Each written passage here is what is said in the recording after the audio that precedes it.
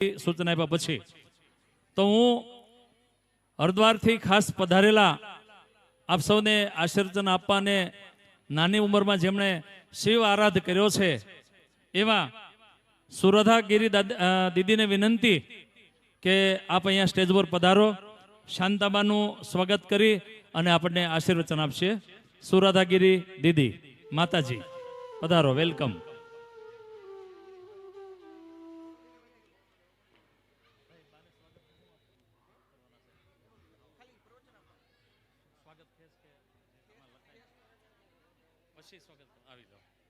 ચાલો દીદીને વિનંતી કરીએ કે તેઓ એમની પવિત્ર વાણીથી આપ સૌને આશીર્વચન આપશે.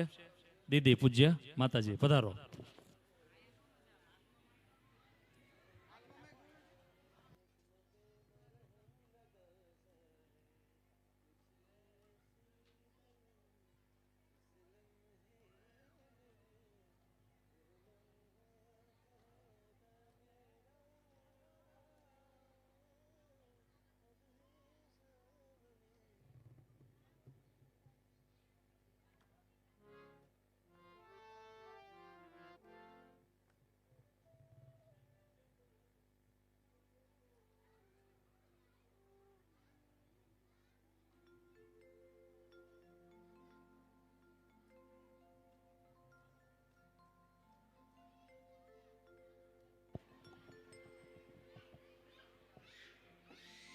ओम नमः शिवाय. ओम नमः शिवाय. ओम तत्पुरुषाय विद्महे महादेवाय धीमहि तन्नो रुद्र प्रचोदयात् नमः. ओम नमः शिवाय.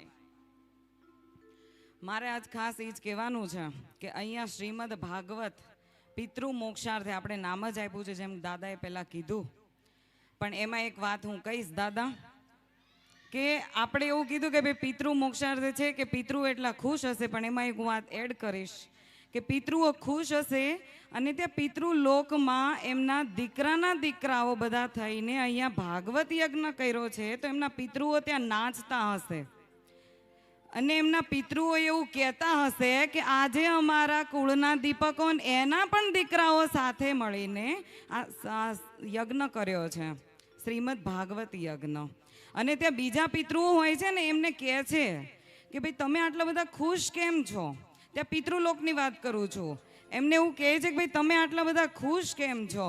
ત્યારે કહે છે કે આજે અમારા કુળના દીપકોએ આટલો સરસ યજ્ઞ કર્યો છે, શ્રીમદ ભાગવત યજ્ઞ, એટલા માટે આજે અમે ખુશ છીએ. તો વિચારીએ કે જીવતે જી આપણે શું કહેવાય કથાઓ કરીએ છીએ, કથાઓ સાંભળીએ છીએ, પણ શાંતાબાને એવો વિચાર આવ્યો, શાંતાબાને એવો વિચાર આવ્યો. એ ચાહતા તો દાદાની કથામાં જઈને એનો પરિવારને લઈને અને કથા સાંભળવા જઈ શકતા હતા, ગમે ત્યાં જઈને 7 દિવસ જઈ શકતા હતા.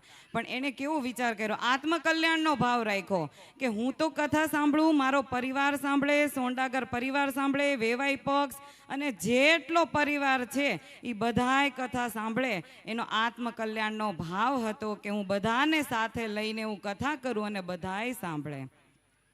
વધારે વાત તો એટલો બધો સમય નથી કહેવાનો, પણ એટલું જ કહીશ કે બહેનો, કથા કરતાં કરતાં વાતો ના કરાય, એ વાત કરવી છે મારે તમારી સાથે, બરાબર. દાદા કથા કરતાં કરતાં વાતો કરે તો સાપનો અવતાર આવે, આ સાચી વાત છે બહેનો. આટલું સરસ તન મન ધનથી રમેશભાઈ, સંજયભાઈ રાત દિવસ જાગી જાગીને ક્યારેક એની પાસે બેસીને પૂછજો વાલા, તન મન ધનથી એ લોકોએ રાત દિવસ જાગીને આ એક કરી છે કથાને. અને આટલું બધું વરસાદ, તમે વિચારો કે આટલા બધા પરેશાન હોવા છતાં પણ એ લોકોએ કથાને અટકાવી નહીં અને રાત દિવસ મહેનત કરીને અહીંયા આપણા બધા માટે સુવિધા કરી છે. મેં શું કીધું આગળ કે એ તો ચાહે તો ક્યાંય પણ જઈને એ કથા સાંભળી શકતા હતા, પણ આપણા બધા માટે આવી વ્યવસ્થા કરી છે, બરાબર. અને તમે અહીંયા આટલી સરસ કથા ચાલી રહી છે, ખરેખર હું એમ કહું છું કે મને તો કથામાં બહુ મજા આવે છે. અને હું મારી ધૂનમાં જ કથા સાંભળું છું. મને એ નથી ખબર કે તમને બધાને ગમતું હોય ના ગમતું હોય, બરાબર. પણ બહેનો એટલો અવાજ કરે છે, એટલો અવાજ કરે છે, પણ હું એમ કહું છું કે તમે વાતોચીતો ઘરે બેસીને પણ કરી શકો છો. અહીંયાથી ઘરે જાશો ને એટલે તમારે એ જ કરવાનું છે ને, આખી જિંદગી એ જ કર્યું છે આપણે. પણ આવી કથાનો લાભ મળે 4 કલાક, તો આને જવા ન દેવાય વાલા, આને ન જવા દેવાય. અને તમે વિચારો કે તમે તો બધા અહીંયાથી જ આવ્યા છો, ક્યાંથી? સુરતથી, બોમ્બેથી. હું 1500 કિલોમીટરથી સ્પેશિયલ કથા સાંભળવા માટે આવી છું. રમેશભાઈ એવું કીધું કે બેન કથા કરી એટલે તમારે આવવાનું છે.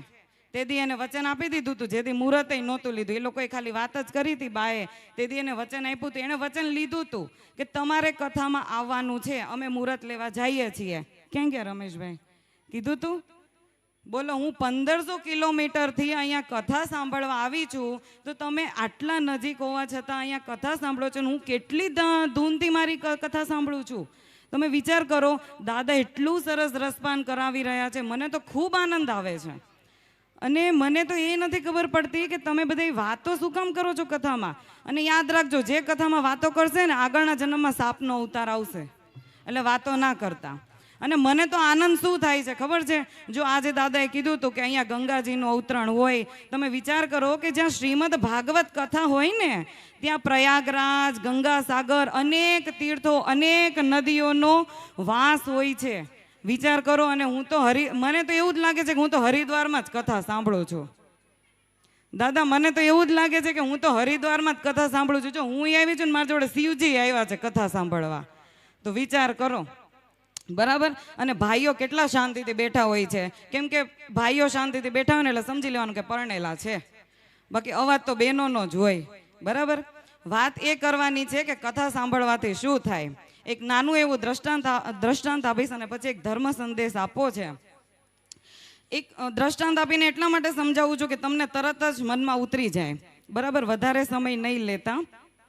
એક બેન રોજ કથામાં આવતા હતા, અને ત્યાં એના ગામમાં શ્રીમદ ભાગવત કથા બેઠી, અને એણે વિચાર્યું કે હું રોજ કથામાં જઈશ.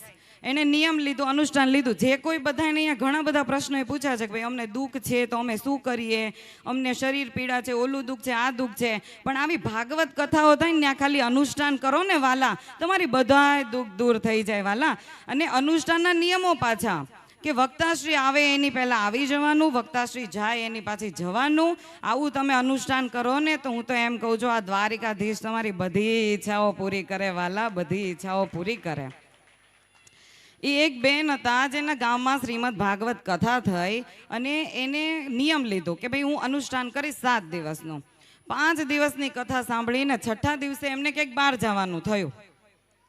તો એણે એના સસરાને કીધું કે પિતાજી, મારે બહાર જવાનું થયું છે, તો તમે આજે કથા સાંભળવા જાજો. મારે અનુષ્ઠાન છે એટલે મારે કથા ન પડાય. તમે કથા સાંભળવા જાજો, અને તમે કથામાંથી આવશો ને એટલે હું તમને પૂછીશ કે તમે કથામાં શું સાંભળ્યું. તો એમણે કીધું ભલે. હવે એ કથામાં આયા, તે આયોજક ભાઈ મિત્રોએ કીધું કે આવો બાપા આવો, બેસો બાપા બેસો, પાણી બાણી પીવું છે. અને આવ્યા, એ દાદા આવ્યા, કથા આખી સાંભળી, પણ કથા આખી હોલે હોલ ગઈ. જ્યારે જાતા હતા ત્યારે આયોજક મિત્રોએ કીધું કે જાઓ બાપા જાઓ, આવજો, રામ રામ, રામ રામ. આવી જ રીતે હવે એની વહુએ કીધું હતું કે પિતાજી, તમારે આખી કથા તમે જે સાંભળ્યું એ તમારે મને કહેવાનું છે. હવે આ જ રટણ કરતા કરતા કથામાંથી ઘરે ગયા. ઘરે પણ એ જ કે આવો બાપા આવો, બેસો બાપા બેસો, પાણી બાણી પીવું છે, આવજો બાપા આવજો, રામ રામ, રામ રામ. રાત થઈ. રાતે સૂતા સૂતા પણ એ બોલ્યા કે મારે સવારે વહુ આવશે એને કહેવાનું છે કે આવો બાપા આવો, બેસો બાપા બેસો, પાણી બાણી પીવું છે, આવજો બાપા આવજો, રામ રામ, રામ રામ. બરાબર. અને એ જ વિચાર કરતા કરતા સૂઈ ગયા. આપણે કહેવાય છે કે જે વિચાર કરતા કરતા સૂઈએ અને સવારે એ જ વિચાર આવે. બરાબર. એમાં એ સૂઈ ગયા અને રાતના 2 વાગ્યા. એમાંય તો એ એવું બોલ્યા કે ભાઈ સવારે વિચાર આવ્યો કે મારે વહુને કહેવાનું છે, એટલે એવું બોલ્યા કે આવો બાપા આવો, અને ચોર વંડી ઠેકીને આવ્યા. પછી કીધું કે બેસો બાપા બેસો, અને ચોરને ખબર પડી ગઈ હો કે આ તો ભાભા અમને જોઈ ગયા છે હો, કે આ તો એના ગામના જ પાછા હતા. એ કે આ દાદા અમને જોઈ ગયા છે. અને એણે એમય કીધું કે બેસો બાપા બેસો, અને પાછું દાદા એમ કીધું કે પાણી બાણી પીવું છે. ચોરને હાવ નક્કી થઈ ગયો કે લ્યો, ભાભાને તો હાવ ખબર પડી ગઈ, કેમ કે આવો બાપા આવો કીધું, બેસો બાપા બેસો કીધું, ને પાણી બાણી પીવું છે. બરાબર. એટલે ચોરને ખબર પડી ગઈ કે ભાઈ અહીંયા આપણે હવે ચોરી ન કરાય, બરાબર. હવે આપણે પાછા જતા રહીએ ને તારા દાદાને ખબર પડશે ને તો આપણને ગામની બહાર નીકાળી દેશે. એટલે ચોર વંડી ઠેકીને જતા હતા ત્યાં પાછા દાદા બોલ્યા કે આવજો બાપા આવજો, રામ રામ રામ રામ, બરાબર. ઈ પછી જતા રહ્યા ચોર, અને એ પછી દાદા સૂઈ ગયા અને પાછા સવારે જાગ્યા ત્યારે આ જ વસ્તુ બોલ્યા, આવો બાપા આવો, બેસો બાપા બેસો, પાણી પાણી પીવું છે, પાણી પાણી પીવું છે, આવજો બાપા આવજો, રામ રામ રામ રામ. સૂર્યનો ઉદય થયો અને ચોર જે હતા ને એને મનમાં થડકો કે ભાઈ અમે આ જ ગામના અને દાદા અમને જોઈ ગયા છે, અને જો એ બધા આખા ગામને કહેશે ને તો અમને ગામની બહાર નીકાળી નાખશે. એટલે એણે શું કર્યું કે હાલો આપણે દાદાજી પાસે જઈને અને માફી માગી આવીએ.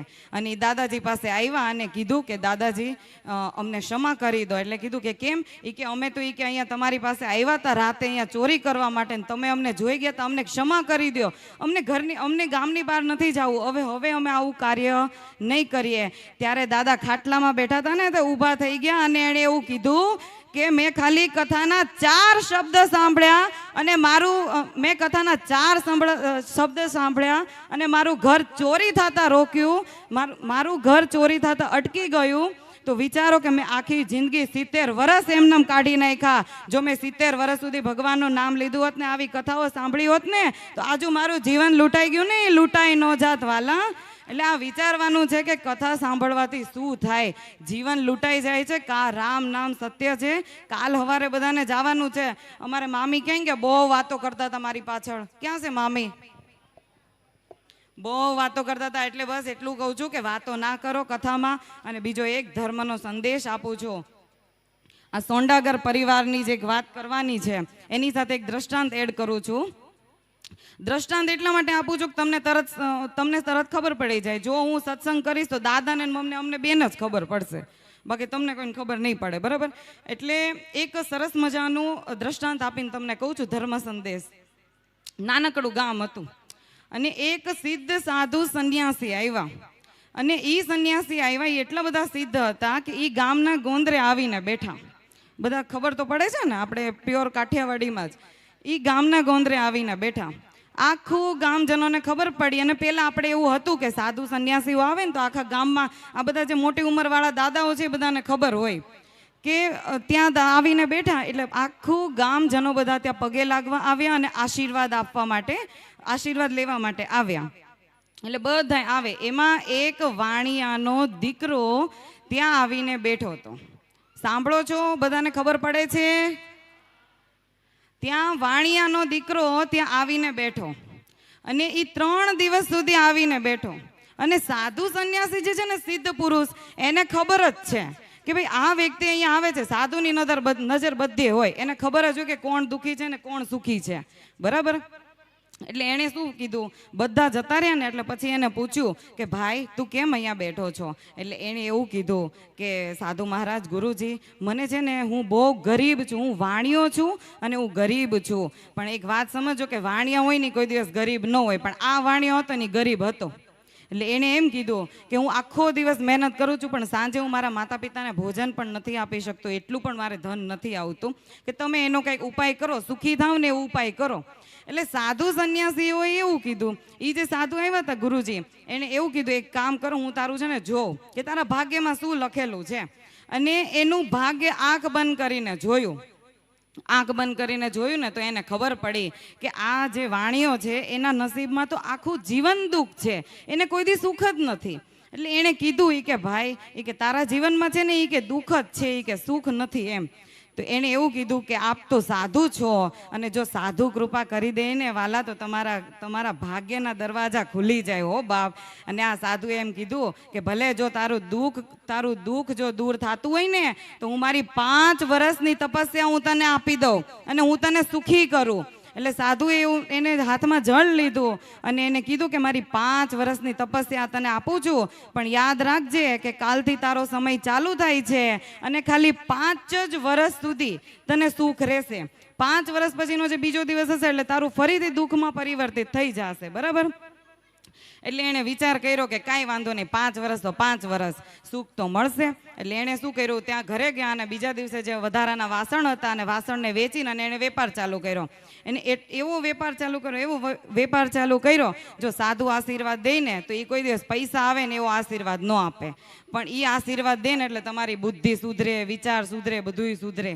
બરાબર? એટલે એને એવો વિચાર ને બુદ્ધિ એવી સુધરી કે એને એવો વેપાર થયો, એનો એવો વેપાર થયો અને એ આગળ વધ્યા કે 6 મહિનામાં તો એટલા બધા પૈસા આવવા માંડ્યા ને કે આખા જિલ્લાનો એ વ્યક્તિ બની ગયો. અને બધા એની આગળ પાછળ દોડવા મળ્યા, કેમ કે પૈસા આવે એટલે બધા આગળ પાછળ દોડે. બધા આગળ પાછળ એને પૂછવા માંડ્યા. લગ્ન નહોતા થતા તો લગ્ન થઈ ગયા અને મોટું ઘર લઈ લીધું ને સુખીથી રહેવા મળ્યા. પછી એને પાછો વિચાર આવ્યો કે મને સાધુએ કીધું છે કે 5 જ વર્ષ મારી પાસે આ સુખ રહેવાનું છે, તો હું એવું તે શું કરું કે આજીવન સુખ રહે. એટલે એને વિચાર આવ્યો, એટલે એણે શું કર્યું કે એની પાસે જે ધન હતું ને એનાથી ગામો ગામ એણે પશુઓ માટે પાણી પીવાના અવેડા બનાવી દીધા, શું કહેવાય, પક્ષીઓ માટે ચબૂતરા બનાવી દીધા. એવું એણે ઘણું બધું પુણ્ય કાર્ય કર્યું અને એણે કથાઓ કરી છે. એને વિચાર આવ્યો કે આવો સત્સંગ કથા કરીએ અને એ પણ એણે શું કહેવાય શ્રીમદ ભાગવત કથા કરી. અને એ પણ અમારા સોંડાગર પરિવારે આવું નક્કી કર્યું કે અમે શ્રીમદ ભાગવત કથા કરી અને બધાય પરિવારજનોને બોલાવ્યા. અને વક્તાશ્રી અમારા જોગીદાદાને પસંદ કર્યા અને કથા માટે લાવ્યા અને ખૂબ સરસ કથા થઈ. ખૂબ સરસ એટલે ખૂબ સરસ કથા થઈ. અને એટલી સરસ કથા થઈ ને કે એટલું સરસ એને એ પુણ્ય બધું ભેગું કરી લીધું. એને આટલું બધું પુણ્ય ભેગું કર્યું, ઉપરથી એણે બહુ કથાઓ કરી. 5 વર્ષની અંદર તો એણે બહુ પુણ્ય ભેગું કરી લીધું. આ કથાનું પુણ્ય એણે ભેગું કરી લીધું અને બસ એનો સમય 5 વર્ષ પસાર થઈ ગયો. 5 વર્ષમાં ખાલી 2 દિવસ બાકી હતા ને તે સાધુ સંન્યાસી આવ્યા અને એને કીધું, ફરીથી ગામમાં આવ્યા અને એને કીધું કે ભાઈ તારો સમય જે હતો ને એ પૂરો થવા આવ્યો છે. હો વાલા, તારો સમય હતો ને એ પૂરો થવા આવ્યો છે. તને ખબર છે ને કે ફરીથી તારા દુઃખના દિવસો આવવાના છે, તારા સુખના દિવસો જવાના છે. એટલે એણે કીધું કે ભલે બાપજી, આપની તપસ્યાનું ફળ હતું, મને જે તમે સુખી કર્યો, હવે કાંઈ વાંધો નથી, મને દુઃખ મળે ને તો પણ. અને સાધુ મહારાજ સમાધિમાં બેઠા અને એને જોયું કે ભાઈ આના નસીબમાં શું છે. અને સમાધિમાં બેસીને એણે જોયું તે એના ચોપડા ઉઘાડ્યા, તે પુણ્ય જમા જમા જમા, ટોટલી પુણ્ય જમા. તમે વિચાર કરો કે એક સાધુના આશીર્વાદથી અને એની પાસે લક્ષ્મી હતી. હવે તમે વિચારો કે આ સોંડાગર પરિવારે કથા કરી. હવે એવું વિચાર હતો કે ભાઈ અમારા બાનો આટલો સરસ સંકલ્પ હતો અને છોકરાઓએ હા પાડી, પણ બાયું એમ કહે કે ભાઈ અત્યારે નથી કરવું, અમારા માટે કાં પૈસા મૂકી દો ને કાં અમને ઘરેણા કરાવી દો. બરાબર? તો વિચાર કરો કે આ કથા થાત ન થાય તો એકવાર વધાવો. હાલો બધાય બાયું માવડીઓને બધાને વધાવો. વિચાર કરો કે ઈ લોકો ના પાડે તો ભાઈઓ કાંઈ કામ ન કરી શકે, કેમ કે ભાઈઓને કામ કરવું હોય તો પહેલા રસોડામાંથી રજા લેવી પડે. આ રિયલ ફેક્ટ છે. બરાબર? પણ તમે વિચારો કે એટલી શાંતાબાનું અને બધું સોંડાગર પરિવારનું પુણ્ય હશે કે એમના દીકરા તો આજ્ઞાકારી છે, પણ એમના દીકરા આજ્ઞાકારી છે. અને બધા એક વ્યક્તિ અમારા સંજયભાઈ ને બધા બહુ આજ્ઞા કરે. અને એના નાના નાના છોકરાઓ છે ને એ એટલા બધા માયાળુ છે. એટલે આ તો ભગવાનની કૃપા કહેવાય. એની ઘરે જ આવા પ્રસંગ થાય. હો વાલા, અને એણે લક્ષ્મીનો સદુપયોગ કર્યો છે. વાલા, એણે લક્ષ્મીનો સદુપયોગ કર્યો છે. હો, એટલે બસ બધાને એટલી વિનંતી છે, વધારે સમય નહીં લેતા, બસ એટલું ખાલી કહું છું કે જેટલું થાય એટલું ભજન કરજો અને બેનો કથામાં ઓછી વાતો કરજો. બરાબર? અને કથા શાંતિથી સાંભળજો, કેમ કે આવો અવસર હું એમ કહું છું કે અમે કદાચ બીજે કથા સાંભળવા જાશું, દાદાને બીજી કથાઓ હશે, પણ તમારી પાસે આ કથા પૂરી થશે ને તો તમારી પાસે આ બીજી કથા નહીં મળે. આ કથા નહીં મળે ને કદાચ કથાય બીજી મળે, પણ આ જીવન પૂરું થઈ જશે ને વાલા, તો આ જીવન પાછું નહીં મળે. એટલે ભજન કરી લેજો જેટલું થાય એટલું. ઓમ નમઃ શિવાય. હર હર મહાદેવ.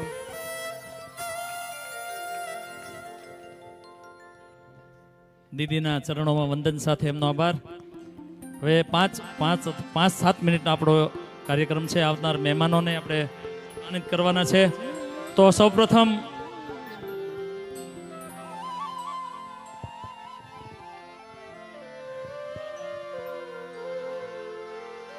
દીદી આપણા શાંતાબાનું અભિવાદન કરશે. સુરાધા દીદીને વિનંતી કે તેઓ શાંતાબાનું અભિવાદન કરશે અને ત્યાર પછી